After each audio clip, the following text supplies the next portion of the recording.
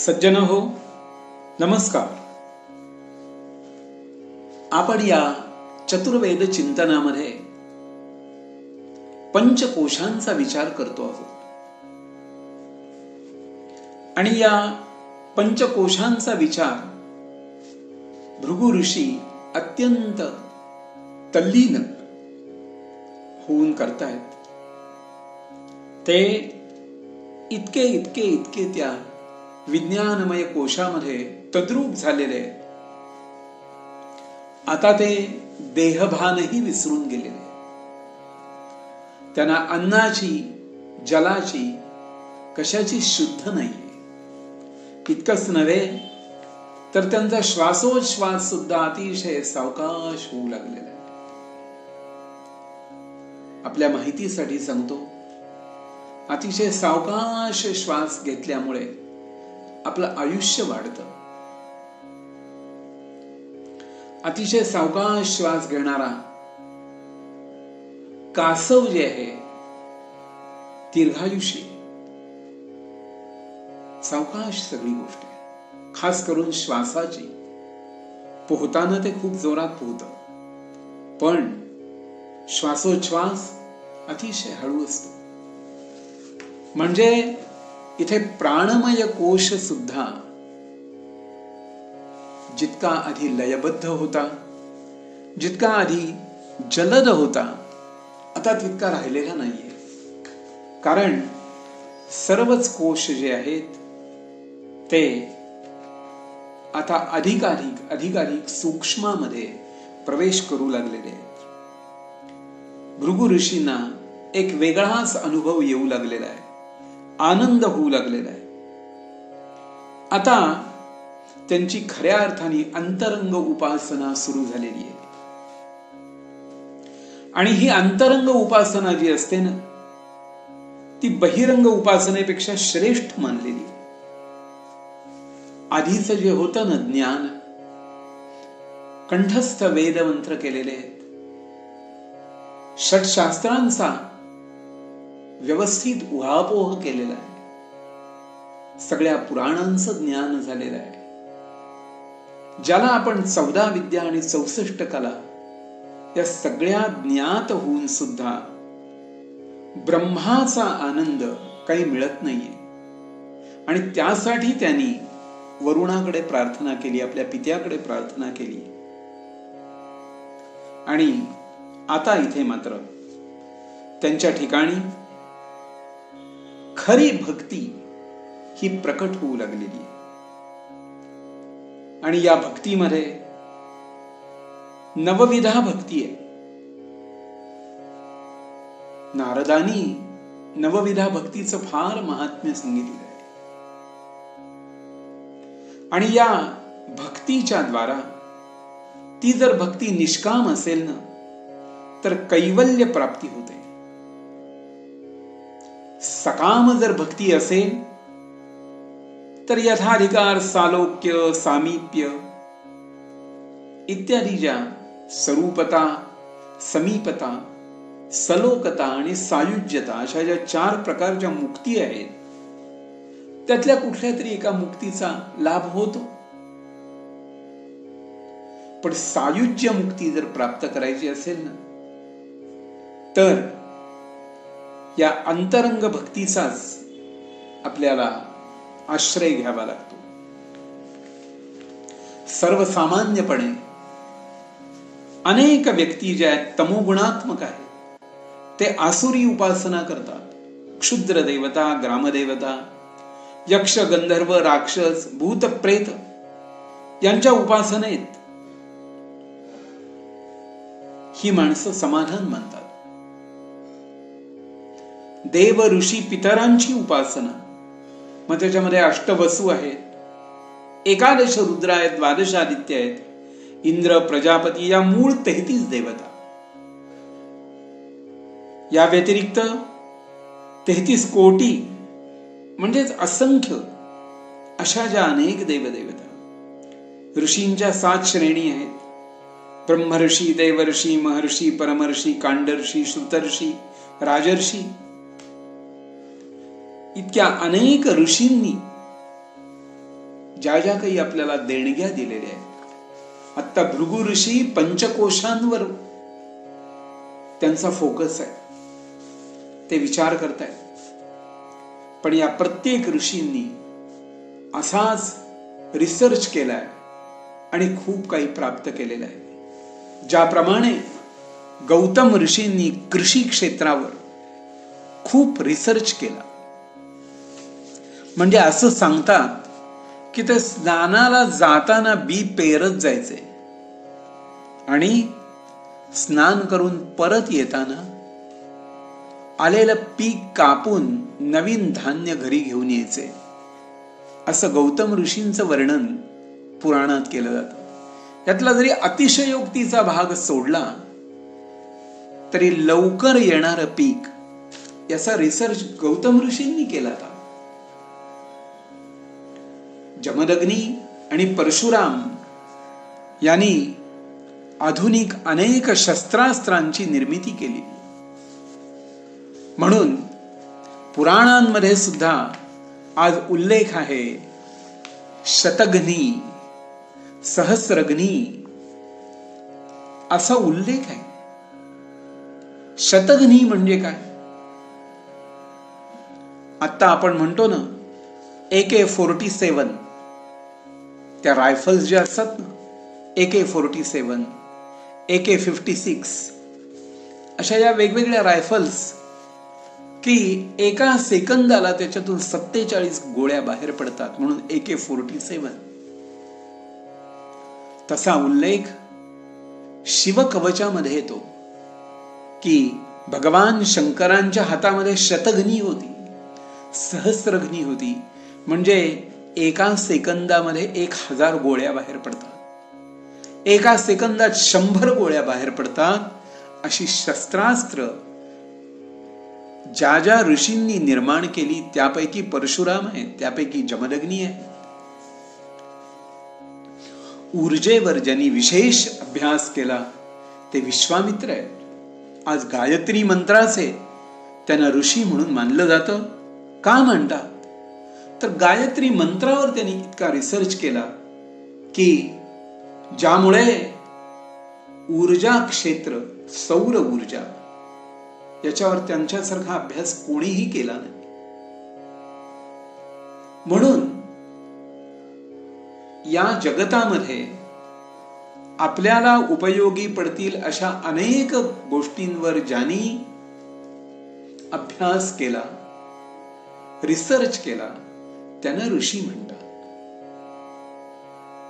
भृगु ऋषींनी पंचकोशावर जो अभ्यास केलेला आहे, आज आपण त्याचा विचार करतो आहोत. पण तो अभ्यास करताना त्यांना किती विचार करावा लागत होता. म्हणून ही जी उपासना आहे ही निर्गुण उपासना ही अधिकाधिक श्रेष्ठ आहे. आणि निर्गुण ब्रह्मोपासना, गुणरहित ईश्वराच्या उपासनेला निर्गुण ब्रह्मोपासना म्हणतात. ही उपासना प्रणवाच्या ध्यानाच्या द्वारे केली जाते. ओंकाराला निर्गुण परब्रह्माचा वाचक म्हटले जाते. ते एकाक्षर ब्रह्म असंही म्हटलं जातं. म्हणून उपनिषदामध्ये ओंकाराचं सुद्धा वर्णन आलंय.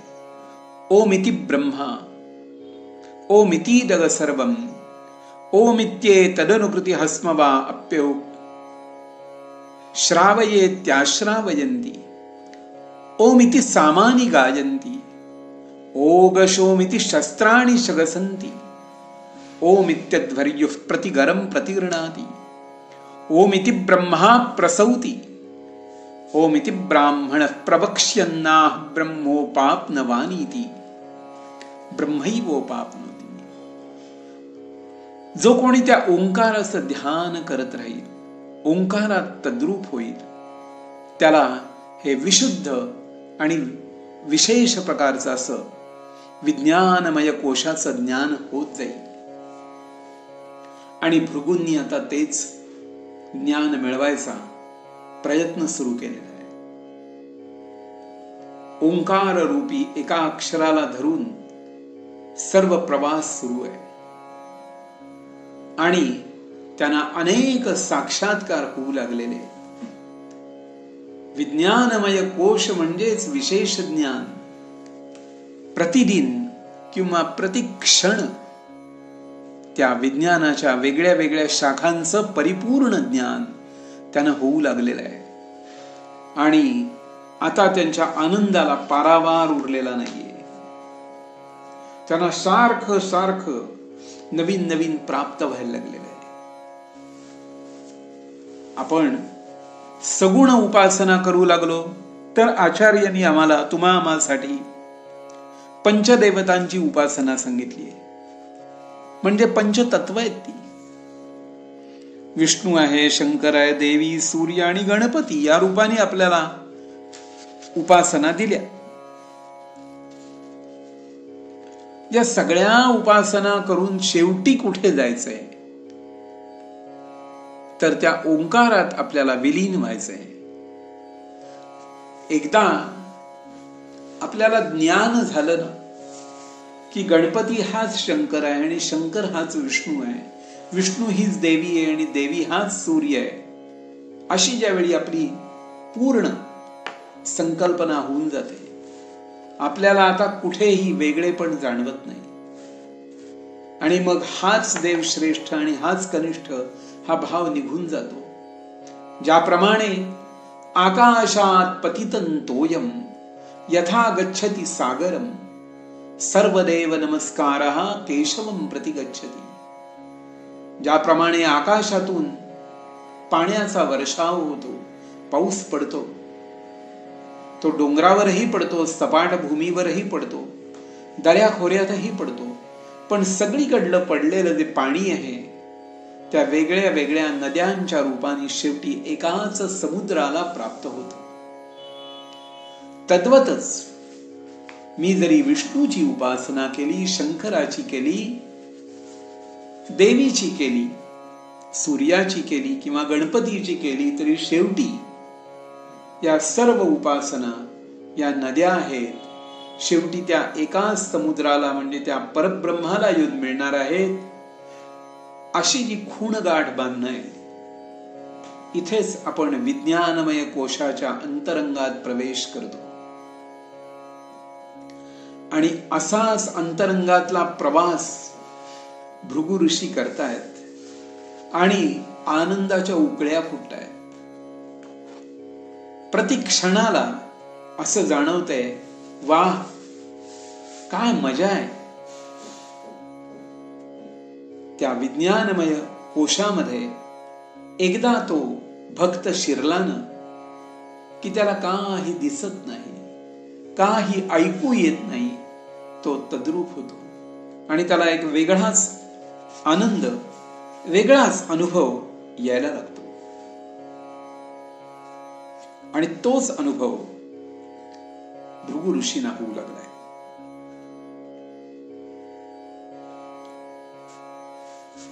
वेदामध्ये असं म्हटलेलं आहे, हिरण्यगर्भ समवर्तताग्रे भूतस्य जातः पतिरेक आसीत सदाधार पृथिवीन्द्यामुते मां कस्मै देवाय हविषा विधेम. कृष्ण यजुर्वेदामध्ये हा मंत्र आलेला आहे. जगताच्या उत्पत्तीपूर्वीही जो हिरण्यगर्भ परमात्मा विद्यमान होता तो या जगताचा एकमात्र स्वामी आहे आणि पृथ्वी द्युलोकाला धारण करणाऱ्या सच्चिदानंद परमात्म्याला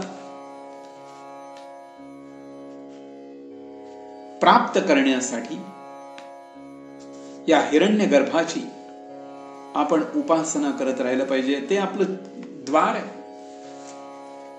आपण ज्या सूर्यमालेत राहतो ना त्या सूर्यमालेच्या द्वारा आपण तिथपर्यंत पोहोचू शकतो. उपासना इतक्या प्रकारच्या आहेत आणि या सगळ्या उपासनांचं मूळ आपल्याला विज्ञानमय कोशात सापडतं.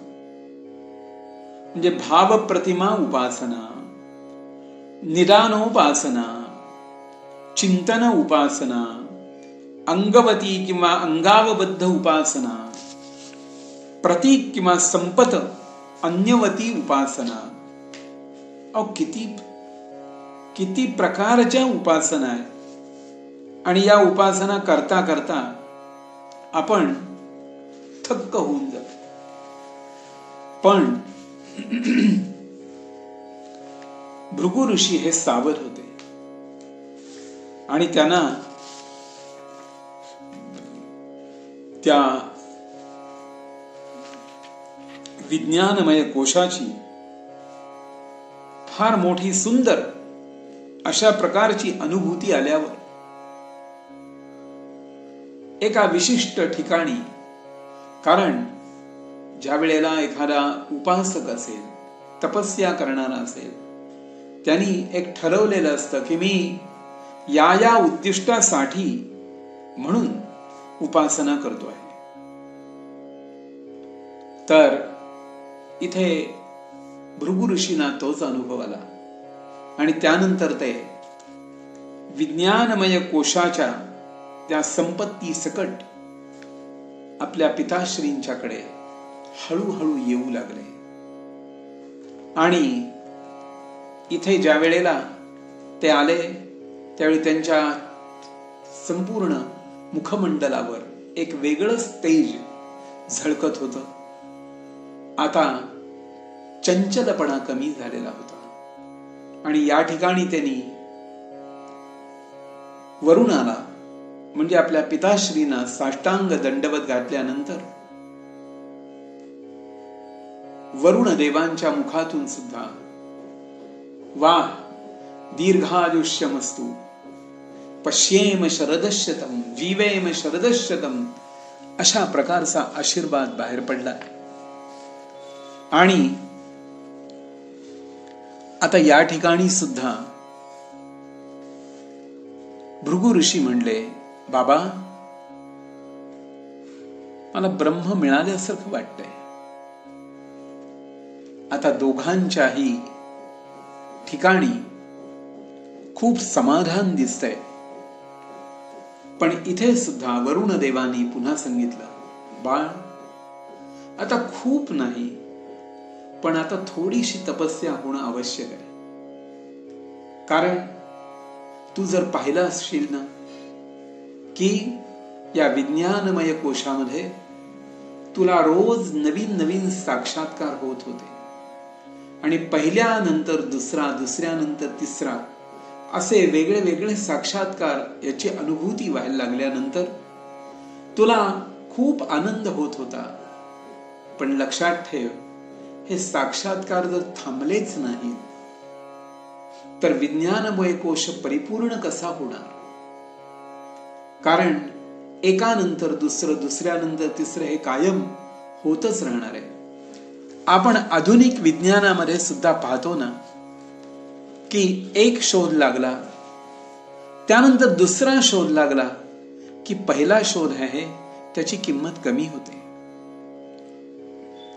रेडिओचा शोध लागला, वाह कुठून छान गीत रामायण ऐकू यायला लागलं. पण त्यानंतर टेप रेकॉर्डर आला आणि आपल्याला पाहिजे ते गाणं आपल्याला पाहिजे त्यावेळी लावून आपण ऐकू शकतो. ही गोष्ट सुरू झाली. पण आमच्या त्या कॅसेट होत्या त्या अडकायला लागल्या आणि मग सीडी आल्या. परिणामी कॅसेटचा कचरा झाला, सीडी ही गेल्या आणि पेन ड्राईव्ह आले. आता सीडी प्लेयरही संपून गेले. म्हणजे भौतिक जीवनामध्ये आपण पाहतो ना की एक शोध लागल्यानंतर पहिला जो आहे तो मागं पडतो.